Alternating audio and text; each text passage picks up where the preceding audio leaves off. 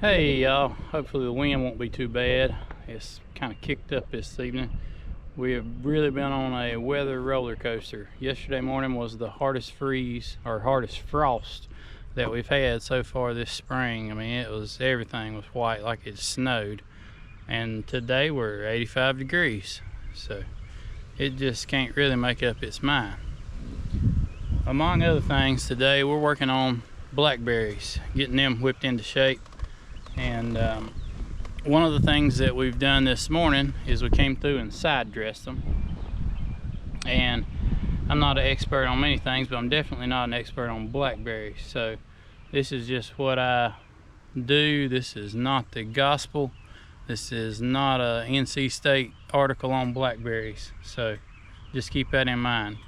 But my thinking, I don't know where I got this from originally, but it's my opinion that you need about 150 to 200 units of nitrogen per acre on blackberries to make a good crop.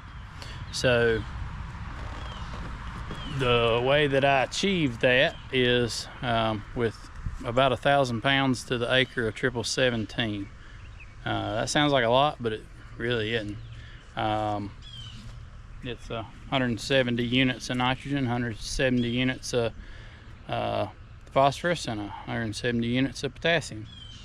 And we just do it by hand. I don't have a fertilizer distributor, and I don't want to broadcast it and fertilize the I don't have anything against the grass in the row middles, but I don't really want to spend that much money on my grass in my row middles.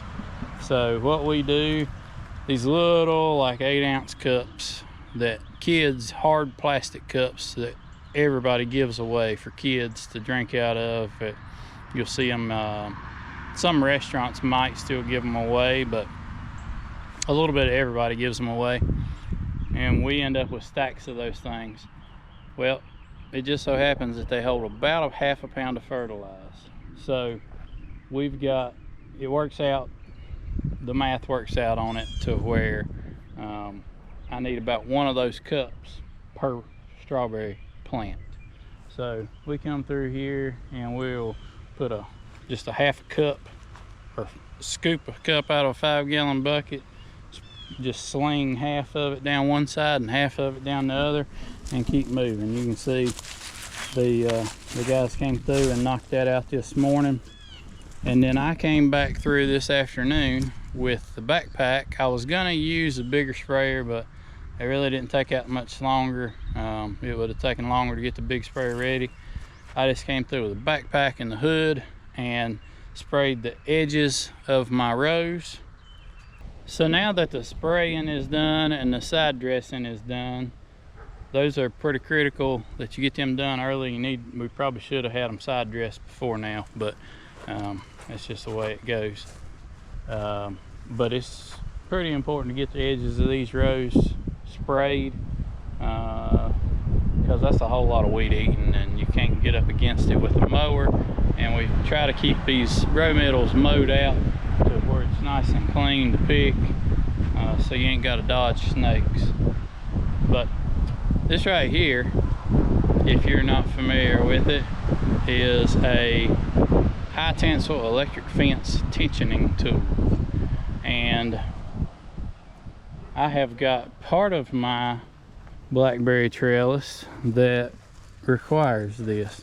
Part of it takes a wrench, or whatever you can use a wrench, or you can use a 1/2-inch ratchet.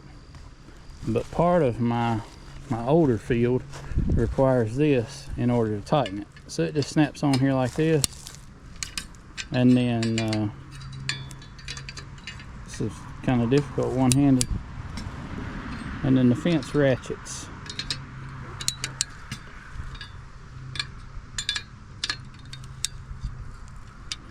So our trellis over time has gotten a little sloppy, as you can see, and that allows the berries to sag down, but it also allows it to get weighted out into the middle, and then it makes it really aggravating to try to spray it. which these need to be sprayed frequently. But it's tough to spray them when they're dragging the tractor tires and trying to tear the trellis down. So really need our trellis tightened up. So I'm gonna try to get these things all cinched up a little bit here.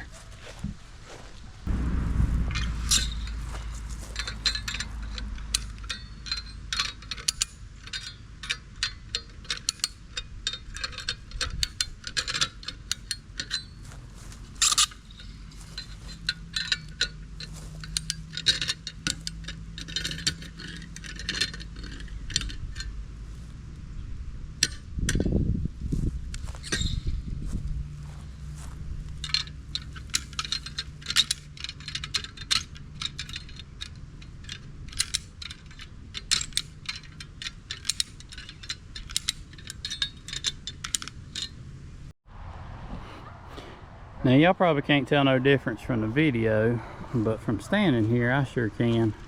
These wires have been kind of loose and sloppy for a few years now. And I may need to come down through here and jerk on it a little bit and try to tighten it again, because it's kind of hard to pull slack through these wire ties that are cinched up to these T-posts real good. But another thing I'm going to try to do is come down through here. I need to pick out my spray roads. Every third row middle is a spray road where I drive through. So those are the critical ones, the ones that matter the most. This is a spray road. I need to come through here and push up on these T-posts a little bit, because I mean, this, you can probably see some black on some of these things where a tractor tire has drug them, because they are so dang close.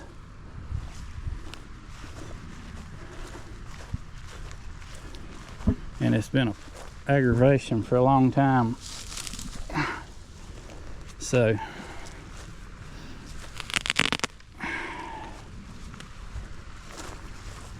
this will hopefully help a lot. It'd help a lot if this was pruned better too. My main man Lucas told me that, and we did a trial, and we've yet to see how this is gonna go, but Lucas works for us in the summer, but he works in fruit in Mexico. And he says that this is the way blackberries are supposed to be pruned. He says this is the way they prune them in Mexico. This is the way we've always pruned them. They look, in my defense, they do look better after we get done pruning them. They get pretty wild in the spring when you prune them the way that we've always pruned them. He says you'll get a lot more blackberries with them pruned this way. So I told him, do a test row. So this past season, he pruned one row the way he thinks they should be pruned, and pruned the rest of them the way that we've always done it. And we've always had a pretty decent crop pruning them like this. The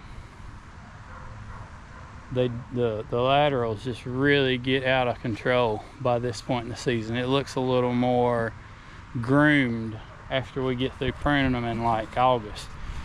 But by this time in the season, they're very wild looking. His, I will admit, definitely look better right now. But we will see how this experiment goes. I hope he's right. I hope we get a whole lot more blackberries off these, and we will. I'm not too proud to say we've been doing it wrong. The way that I've told them in the past to do it was wrong. I hope we pick twice as many blackberries off of them pruned like this, but we shall see. I'll keep y'all updated on it. I don't think this is going to be the 5-minute job, but I thought it was. It seems like we got the slack out of the top, but I think that's just because there's so much tension on it. But look at this. This is down at the other end of the field that don't have a tensioner. It's the problem is not the post on the end. You can see we leave staples out pretty far. The problem, I believe, is trying to get this wire to slide through these daggone wire ties on these T-posts. See, it's not. There's the issue.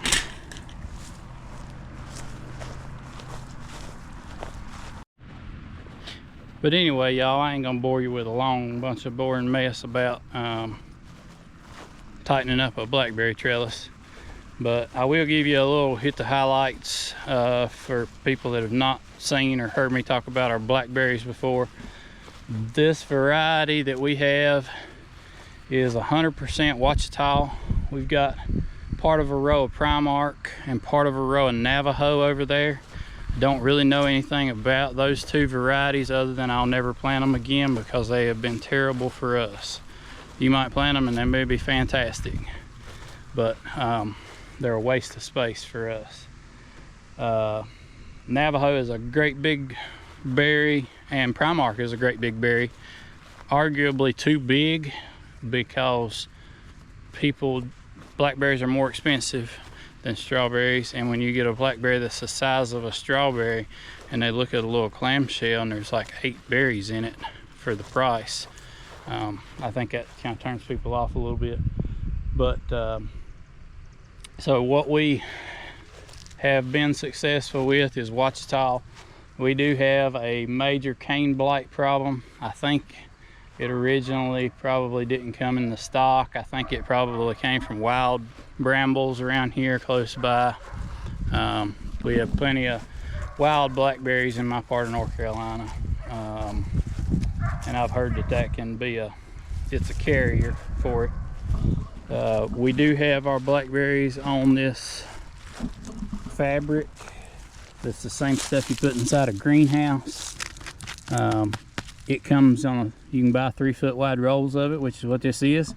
And my rainflow plastic mulch layer laid all this. Originally the drip tape was underneath, but after a few years you end up with so many holes it's too aggravating to try to chase. So you just run your drip tape, weave it in between your plants on top. They are drip irrigated. And this crop with the taller post on the trellis is 4 years old, and the shorter trellis posts are 5 years old.